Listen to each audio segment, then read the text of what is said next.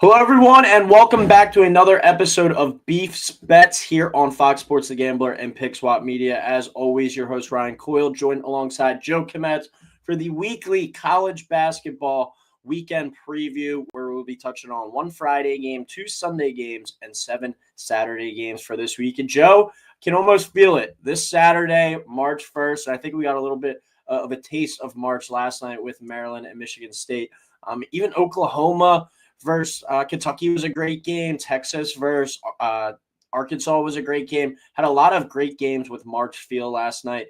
Well, what are your thoughts on that Michigan State Maryland game? And 2 days out now from March, how are we feeling as we get ready for this marathon that we're about to run for March Madness? Heartbreaking for Maryland. I mean, that's a game, I haven't seen Maryland, as a crowd like that hyped up in a long time. So that is good to see Maryland, on the come up.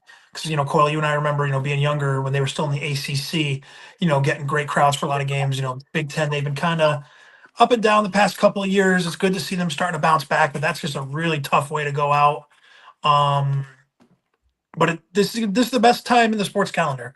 Everyone, if you like sports, agrees. March Madness is the best. It is a 4-day stretch of and I hate to use this term, but it's like true. It's like magical. Like it is just the best possible thing in sports. It's the best possible thing I think you could do. Even people who don't care about college basketball or sports know about March Madness. Will make a bracket. You could have no idea. That's the best part about making the bracket too. You could have no idea about any of these teams. My mom, when we were, we do the four of us in my family, we do a bracket challenge every year. My mom's won half of them. She's like, "Oh, I like this mascot. Oh, I like this team's colors." It doesn't matter. That's the best part about March Madness. It's the best time of the year. It is 2 straight days. Those first 2 days, that Thursday, Friday, it is a blur. You wake up Thursday morning and it feels like you blink and it's Friday at 3 in the morning and we're watching, UC Irvine in double overtime with a chance to beat Michigan. It's the best time of the year. There's nothing better than it. And I cannot wait to get started for March Madness, March on Saturday. Can't wait. Yeah, got 2 regular season Saturdays left. We already have one conference tournament bracket with the Atlantic Sun, so we're going to start to see more and more of those over the next few days. And then even starting next weekend, I think next Saturday night is when you get your first ticket punch usually with the Ohio Valley Conference. So it's coming and it's coming quickly. So looking forward to it. And as always, we will have everything covered here. Speaking of March and speaking of brackets, thought we would introduce a little bit of bracketology to the show, Joe. I'm going to give you 2 teams that are in the latest on3.com bracketology. This is this morning. Would usually use ESPN or CBS for this, but they are not updated to date. So these are as much up to date as possible through February 26th, last night's games. So going to give you 2 teams that are kind of in the mix for a spot in the bracket right now. I'm going to give you their blind resume.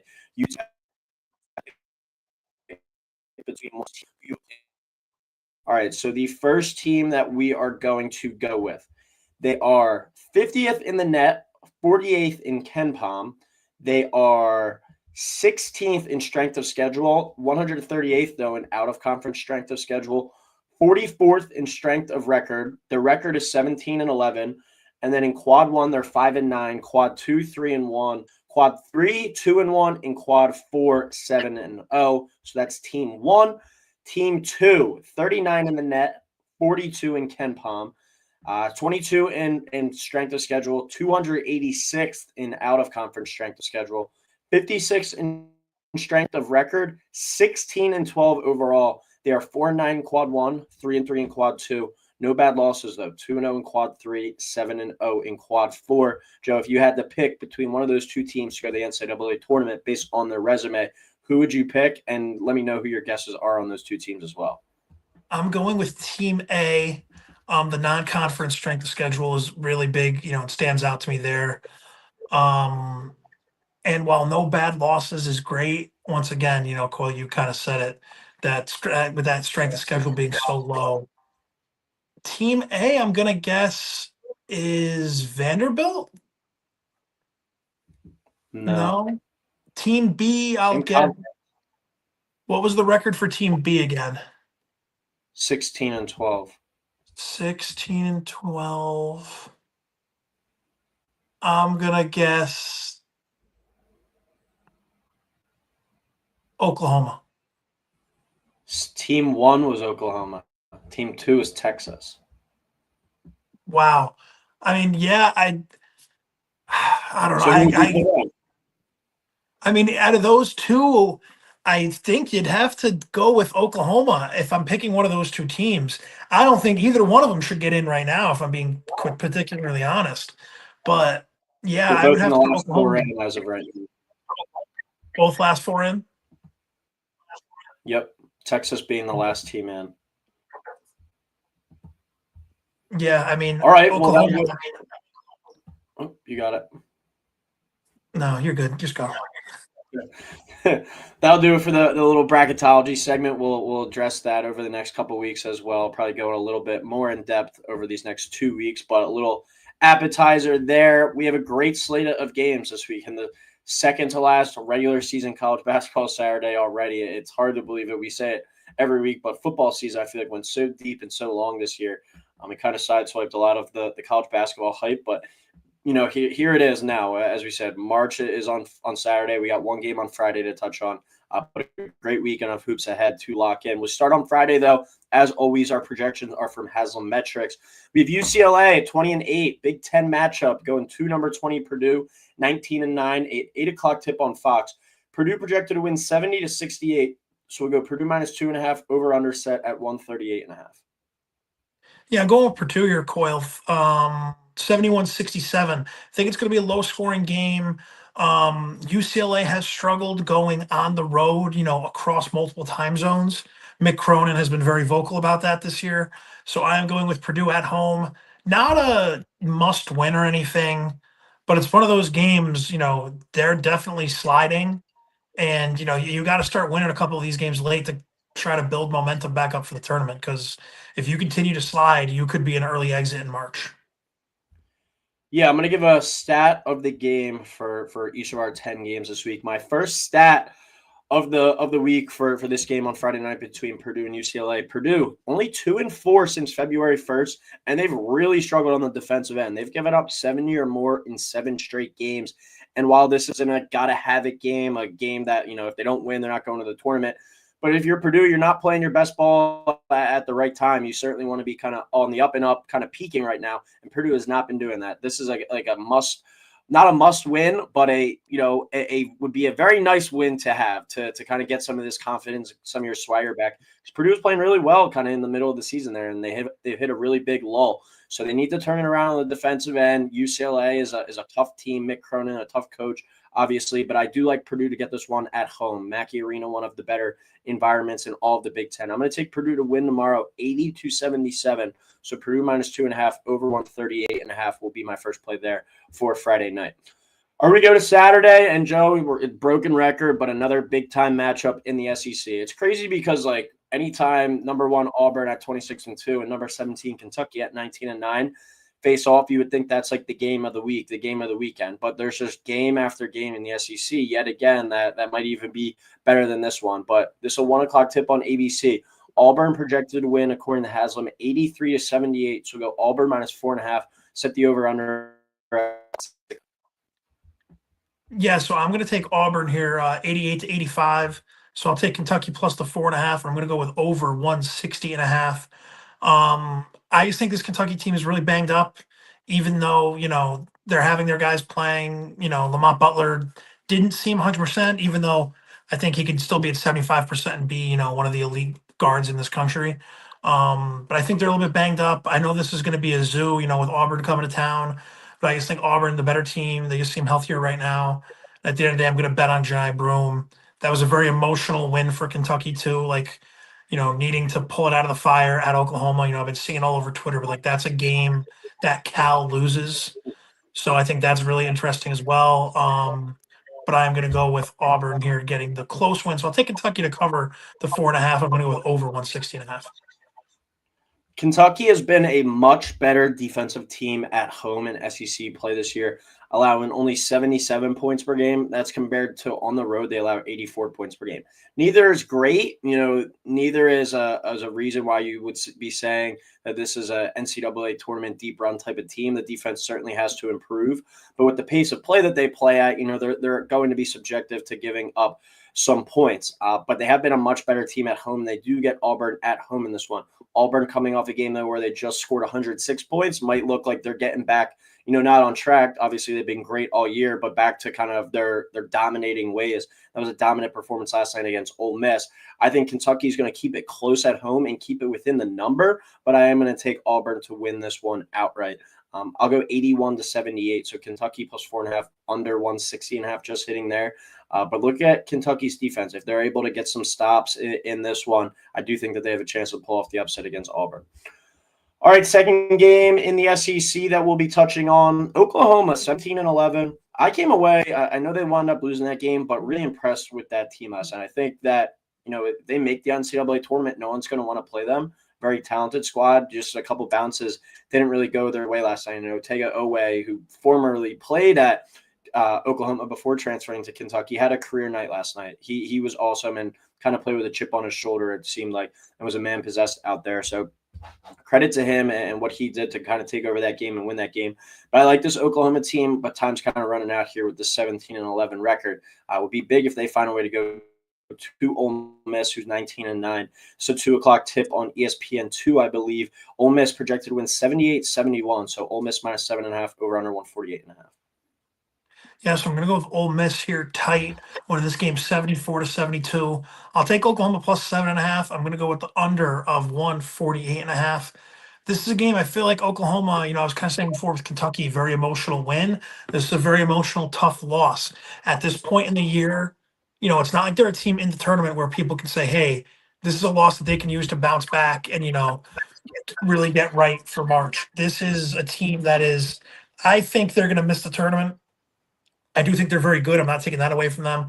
But 4-11 in conference is, and I know that's not something that they say they use, but if you're 4-11, I understand the SEC is great, but you're third to last in the SEC right now if you're Oklahoma. Going on the road to an Ole Miss team who as well has, fallen out of the top 25. They're sitting probably around the 7-8 line, 6 in some brackets. But, an Ole Miss team that needs a win if they want to bounce back, a Kentucky team, or excuse me, an Oklahoma team that, blew it against Kentucky. I'm going to go with Ole Miss here close. I don't necessarily think that they're worlds better than Oklahoma because Oklahoma, well, you said it best, very talented team. But I am going to go with Ole Miss here at home close. Yeah, this is one of the games of the weekend that I have my eye on the most. It's neither team's even ranked, but, big game for both teams. I touched on it at the beginning, like Oklahoma, very good. Like you look at their non-conference, this is a team that started out like 13, 14-0. This is a really good, talented squad. They've just been, a little outmanned, I think, at times in SEC play. And, it's hard to blame them when you have all these awesome teams in the SEC. They might just need kind of another year to get to that type of level. But this is still a really talented squad, and I think if they make the NCAA tournament, they can make some noise. And Ole Miss coming off a deflating loss, they've been struggling in past few weeks as well. They had the loss last week against Vanderbilt. They lose in embarrassing fashion last night to Auburn. Ole Miss is 17-2 when they hold their opponents below 80 points. 2-7 when they don't. They win with their defense. If they get into a track meet, if they get into a high-scoring game, those are the games that they've shown the ability to lose and the games that they will lose. As I said, Auburn just put up 106 on them. Oklahoma can score. I think they're a very talented offensive team that could give this Ole Miss team some troubles. And I think it's more of a gotta-have-it, desperate game for an Oklahoma team that's in need of another kind of signature win. So I'm going to take Oklahoma actually outright on the road here, plus 7.5, over 148.5. I'll go Oklahoma 80, Ole Miss 73. Oklahoma gets to that magic number of 80 points and triumphs over Ole Miss on the road.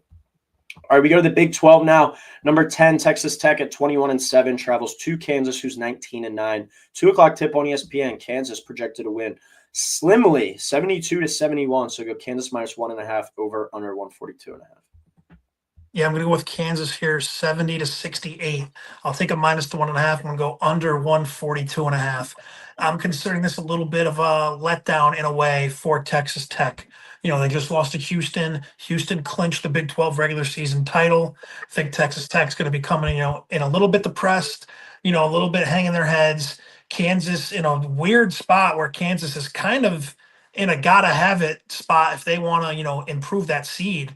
Because I think it was like Bill Self hadn't had a team seated lower than fourth his whole time at Kansas, besides once, I'd want to say. But this Kansas team is, definitely not his best. But at the end of the day, it's still Kansas and Allen Fieldhouse. I'm going to take them, in this game, especially against a top 10 team when Kansas is unranked coming to town. I think Kansas is going to get on them and win this game. Yeah, I've crapped on Kansas time and time again. I'm very out on them as a long-term team in terms of this season and making some noise in the NCAA tournament. They woke up a little bit last weekend and blew out Oklahoma State, but that's not really saying much. This is a much tougher test here with Texas Tech.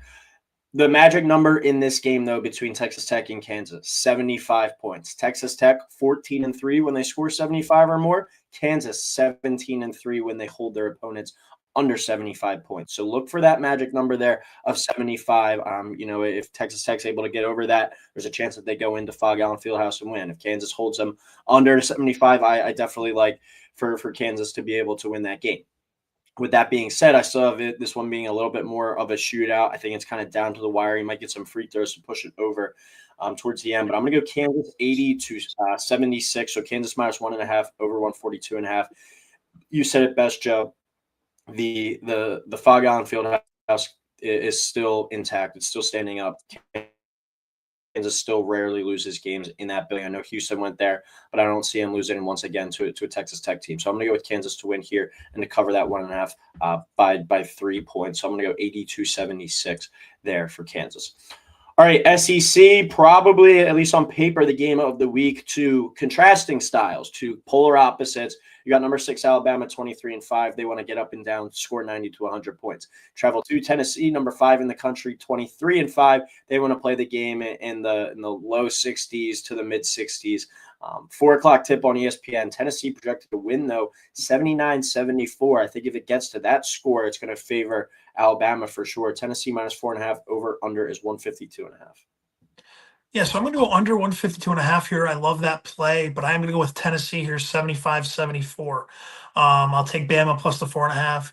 At the end of the day, this just comes down to defense. Tennessee plays very good defense. Alabama does not. Even a team that is offensively challenged, such as Tennessee, I think will be able to find, points in the game where they're able to score, and they're not going to have a lot of trouble doing that. So I'm going with Tennessee here at home on Rocky Top in your favorite arena, Coyle Thompson Bowling Arena. I am going to go with the Volunteers getting a very close game, and we'll continue pushing forward. After that Florida loss to Georgia the other night, Tennessee very much in the mix for a 1 seed. I like a lot of the road teams this weekend. I've already picked Auburn to go to Kentucky and win. I've already picked Oklahoma to go Ole Miss and win. I'm going to roll with my third SEC road team, actually, with Alabama. Just comes down to at the end of the day, I know Tennessee's a tough place to go into. I just think Alabama's a better team than Tennessee still. I think when Alabama's at their peak, they are the toughest team to kind of match up with in the country just because of the way that they play and the amount of points that they could score. And I think this is the kind of matchup that is the kryptonite for a team like Tennessee. Like if Alabama were to meet up with like a Michigan State in the tournament or a team like Tennessee, teams that don't really score that much, don't score that well, don't shoot that well, I think those are very tough matchups because regardless, Alabama's still going to be able to push the pace, and they're going to have those 3-4 minute runs where they're scoring 15, 16 points. And, a blink of an eye, that this game could get out of hand if you're not able to match them point for point. Since February 1st, Alabama, the 3rd best offensive team in the country. Tennessee, the 6th best defensive team in the country. So, you kind of got best on this one. I think Alabama kind of found their swagger. They're back rolling a little bit after a couple tough losses in a row to Auburn and Missouri. They had some impressive wins these past 2 games with Kentucky and Mississippi State, being able to get back to their winning ways and shooting the ball really well. I'm going to take Alabama to go to Tennessee and win 70-62. Alabama plus 4.5, under 152.5 there. All right, Joe, surprise, surprise, another SEC game here. Number 14, Mizzou at 21-7. Travels to Vanderbilt, 19-9. Vanderbilt's a team that I feel like I've adopted a fandom for this season. It's cool to see kind of the turnaround from the cellar dweller of the conference to they look like a tournament team right now. And I think if they beat Mizzou on Saturday, they're a tournament lock. Impressive win last night on the road at Texas A&M as well. So 6 o'clock tip on the SEC network. Mizzou projected to win 82-77. So Mizzou minus 4.5, over under 159.5. Yeah, I'm going with I'm going with Mizzou here, 85-83. I'm going to take Vandy plus the 4.5, and I'm going to go under 150 or over. Oh my gosh, over 159.5. I just think Missouri's the better team. Vanderbilt, back to back, 2 massive wins. Got to have it spot against Ole Miss, which we talked about last weekend. Then you go to an A&M team that looks a little smelly right now. Win that game on the road. Now you're coming back at home playing with all the confidence in the world. I think this Missouri team is still very, very good. I think they are going to win on the road, get a win here that will lock them up for a top 4 seed, because I think Missouri is very good. And this is probably the quietest, which it's for good reason, because they're currently 5th in the SEC, in terms of their place. But I think Missouri is the quietest team that can go on a run and win a national title right now. I am a very, very firm believer in this Missouri Tigers team, so I'm going to go with them to win this game. And they are definitely it's tough to say a team ranked 14th in the country is a dark horse, but they're a dark horse for me to potentially cut down the nets in March. Mizzou comes and goes with Caleb Grill. He's kind of the engine of this team. 11-0 when he scores 15 or more this year. That's kind of the magic number there for that Mizzou team. But I'm going to take Vanderbilt at home. I said at the beginning of this little prelude for this matchup that I'm a fan of this team. I've bought into them. I think at home too, they've proven to be a pretty feisty team. It was a gotta-have-it game last week against Ole Miss, and they had it. This one is a little less gotta have it, but a win that I think, as we said at the beginning, punches their ticket to the NCAA tournament if they beat this really good Missouri team. So I think, all things, push all your chips at the table, throw everything you have at this Missouri squad, go all out in this game, get that win, and don't really leave any doubt heading into the last week here of the regular season. Big one for Vandy, probably the last home game of the season. I would assume at least, or be in the mix for it. I like Vandy to win this one 80-77. So Vandy plus 4.5, under 159.5. As I said earlier, Mizzou is 11-0 and Caleb Grill scores 15 or more.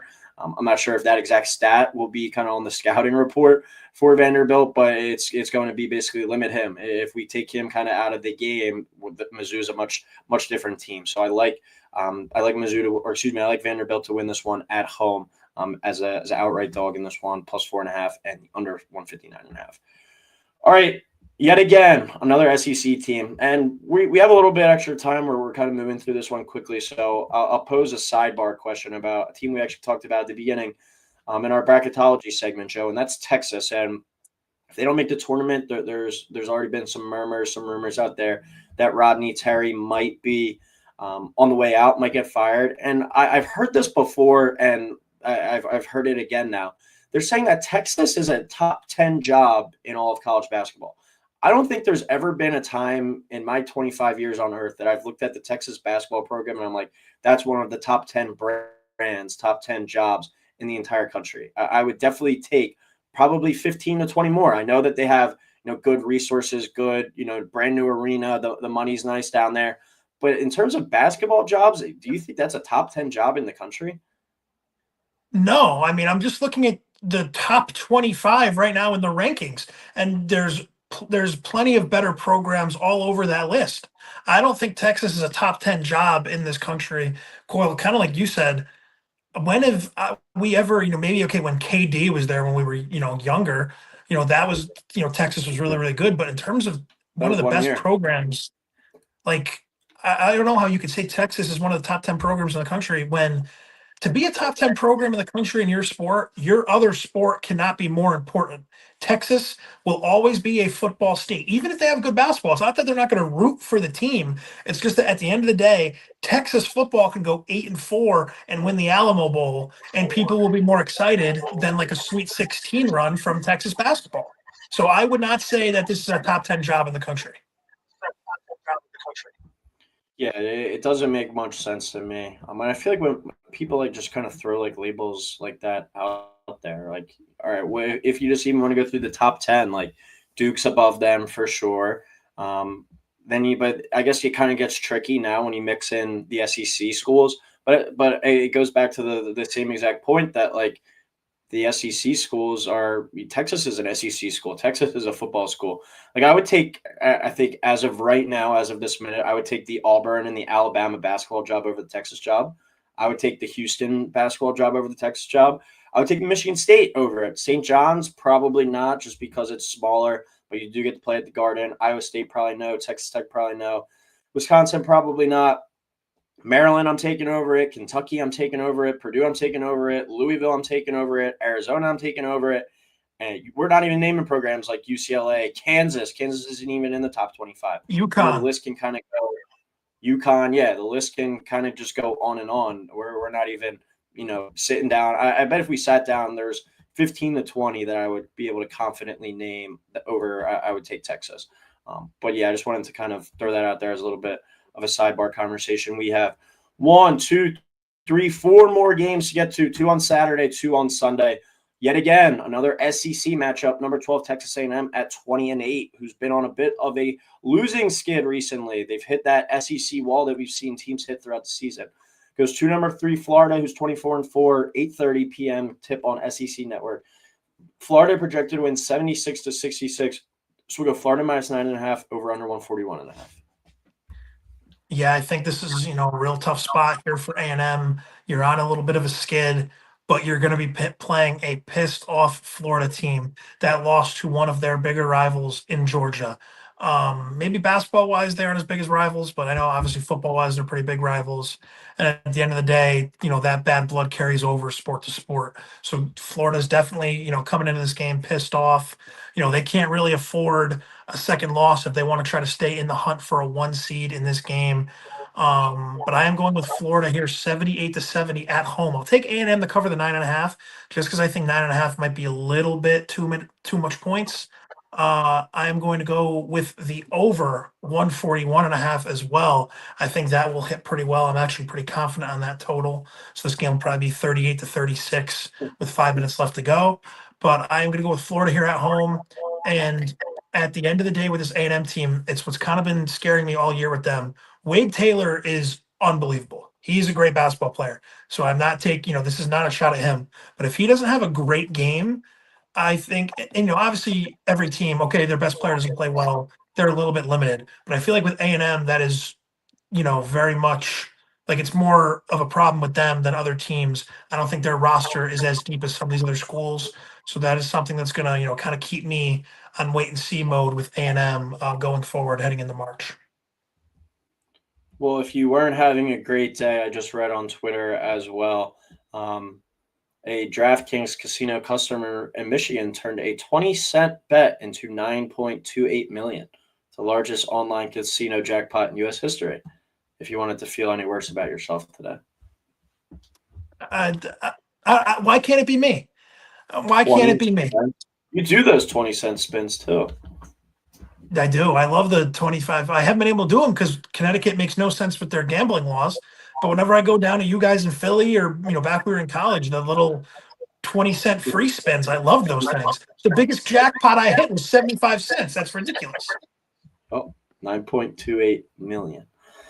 Oh boy. All right. Yeah. Well, you said you like the total, the over in this game. Here's my stat of the game for this one. A&M has lost 3 in a row, and they've only scored 70 or more in 4 of their last 13 games. So they've been really struggling, and they've been really been struggling to put the ball in the hoop.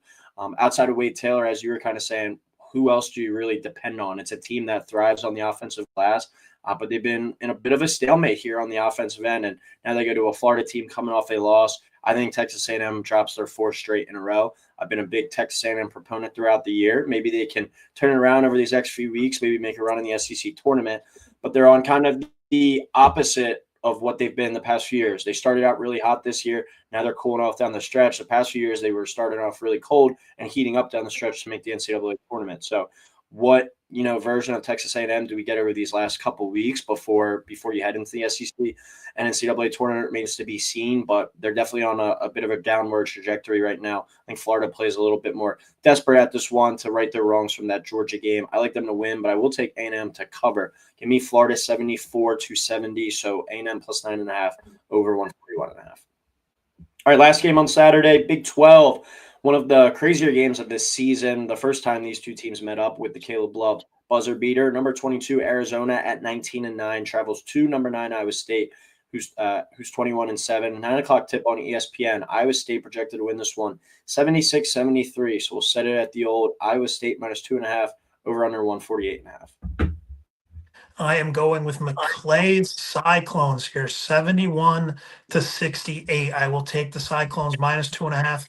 I like the under in this game at 148.5. If that's the line on Saturday, I'll definitely take it. This is an Arizona team, going on the road. I don't think they're the same team that you're going to get at home. And once again, I've been kind of saying this all year. Caleb Love is so up and down, even within a game. He'll have a 5 to 10 minute stretch where you're like, oh my gosh, he should be a lottery pick. Then you'll have another 5-10 minute stretch where it looks like he hasn't shot a basketball in 4 months. So I think that inconsistency is going to get him into trouble. That Hilton magic is going to be in full effect at Iowa State. A team, once again, struggling lately. Obviously, they're a lock for the NCAA tournament. So when I say a needed kind of win, I don't mean it in terms of missing the tournament, but once again, a team that could use a pick me up after losing to Oklahoma State. I think they'll come back and they'll be ready to go for the Wildcats. Yeah, Iowa State a little bit of a hit a little bit of a wall as well, but they have been missing some guys from the lineup.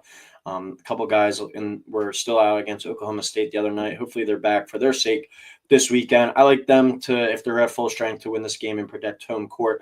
Arizona, though, 10-3 when they hold their opponents below 70 points this year.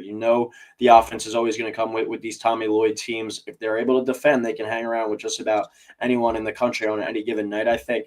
But I just think this is a game that Iowa State got to have it type game at home. You said it best, kind of a pick me up, get your confidence, get your swagger back type of game. Give me Iowa State 74-70. So Iowa State -2.5, under 148.5 there to wrap up Saturday night. Got another good one on Saturday too. BYU, who's looking like a lock for the tournament now, at West Virginia, who's a bubble team. I believe that is at West Virginia. That's Saturday night as well. Doesn't make our top 10 games, but another game to keep a close eye on. But 2 games in the Big Ten on Sunday. With football over now, it's kind of Big Ten Sunday going forward, at least for the next 2 weeks. We got number 11 Wisconsin at 22-6, traveling to number 8 Michigan State, coming off that crazy win last night, 23-5. 1:30 tip on CBS. Michigan State projected to win this one narrowly, 74-73. So go Michigan State -1.5, over under 146.5. I just cannot be on the right side of this Michigan State team all season long. I mean, you've seen it on Twitter. I keep picking against them, and I just keep being wrong. I have not been on the right side of this team since they lost to UCLA. I mean, I picked them when they lost to Indiana.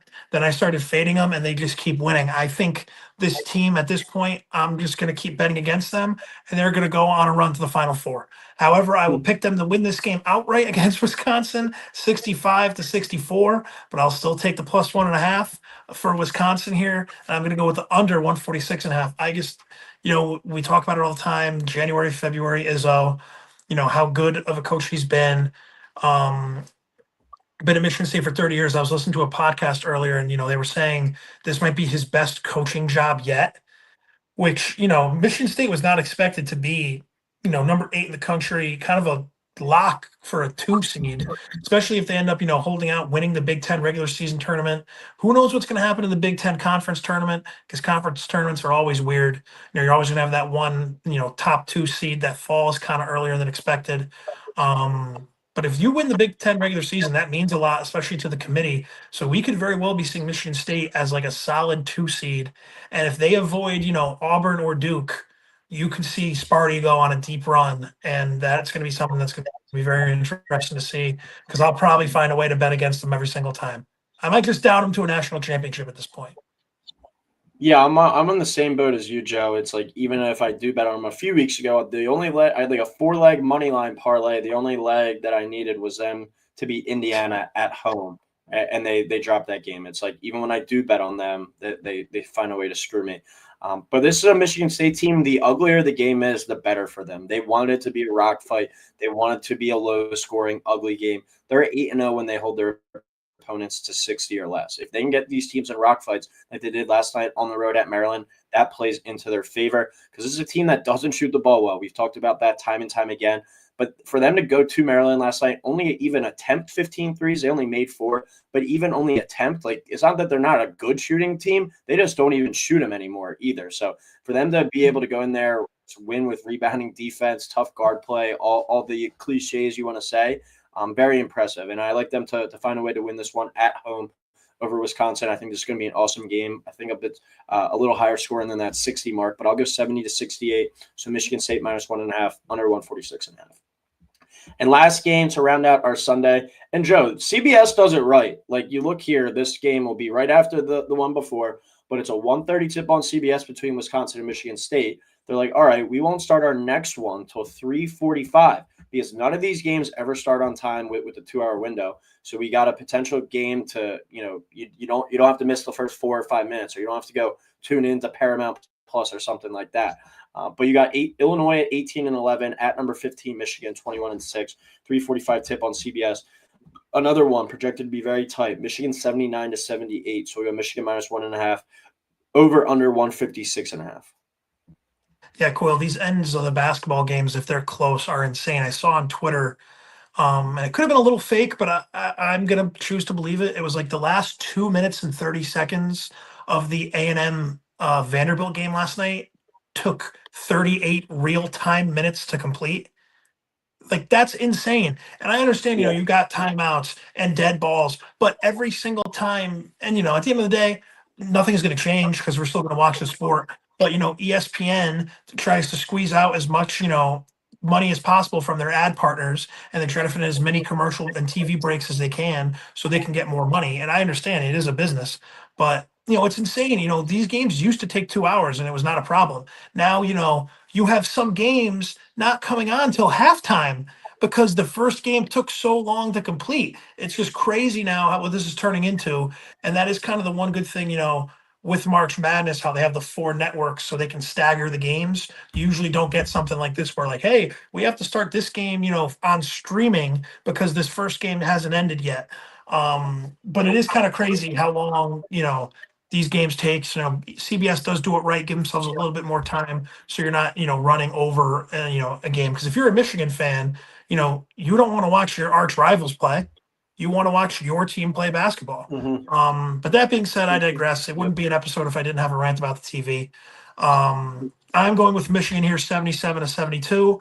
I'm going to take Michigan -1.5. I'm going to go under 156.5. This is an Illinois team. Coyle, you and I have been talking about it. Off air and stuff that I just think is broken, and they need, just a break. And I think I feel like there'll be an early exit in the Big Ten tournament. They beat Iowa at home the other night. I think they're a lock. Even if they lose out, they'll be 18-13. I don't think they'll be nearly as high of a seed as, they thought they were going to be a couple weeks ago. But I think this is just a team that needs to get to the postseason, and just whatever happens in March happens, because they're done. I think they're going to lose this game, and they host Purdue to end the season. I think they'll lose that game as well. And who knows what happens in the Big Ten tournament. Yeah, they've been dealing with like an illness now for the past few weeks, and it seems like the other night against Iowa, they had kind of everyone back and ready to go. So maybe that makes a difference. But when I was looking up my stat of the game for each of these games, and I came across this one for Illinois and Michigan. Illinois 17-1 when they score 80 or more. That only losses to Alabama. So you see this team kind of when they're at their peak, when all those guys are healthy, when that offense is fully clicking. They're as good as anyone pretty much in the country. 17-1 when they score 80 or more. I know most times that you score 8, you're probably going to be winning that basketball game, but it shows that it's a team that likes to score down. If they are able to get over that 80-point threshold and you get into a game with a team that plays kind of a similar style as you, Illinois might have the upper hand. At their peak, they've looked really good. But you said that they've hit a wall, and you can contribute this illness, the sickness to it. Does that change anything now that they're kind of fully back? Do they make a run in the Big Ten tournament and raise some eyebrows? Interested to really track this Illinois team over these last few weeks. But I do like Michigan to win this one at home, 75-71. So I got Michigan -1.5, under 156.5. not another gotta have it game, but if Michigan's going to still stay alive here kind of in this Big Ten race and potentially win the Big Ten title, they're going to have to take care of business in this one, and I like them to do that on their home floor there. That'll wrap it up, Joe. Our last episode before the calendar turns to March. Enjoy March 1st, everyone. It'll be awesome. I said I'd probably be at a bar on Friday night and at midnight inevitably yell out, "This is March," and it'll feel good. I might even throw on my "This is March" shirt on Saturday when I go to the gym or something like that. But last second comment, Joe, before we head out, 30 seconds. This is March. I mean, Coyle, you said it best. Best time of the year. Buckle up. These next couple of weeks are pure chaos. We're going to have the mid-major conference tournament starting, this upcoming week, this weekend for a lot of these mid-majors, last regular season games. It's going to be fantastic. It's going to be a full-on sprint to the finish line. Cannot wait. Wait to be in Atlantic City with you and the fellas in a couple of weeks for the first two games of March Madness. All right, well, that'll do it for this episode of Beef's Bets here on Pick Swap Media and Fox Sports The Gambler. Keep it locked on the other side. We'll be back next Thursday, recording again ahead of our last regular season weekend, and also breaking down some conference tournaments because we'll have a couple bursts getting punched next weekend as well. But thank you, everyone, for tuning in. Please like, subscribe, and we'll talk next week.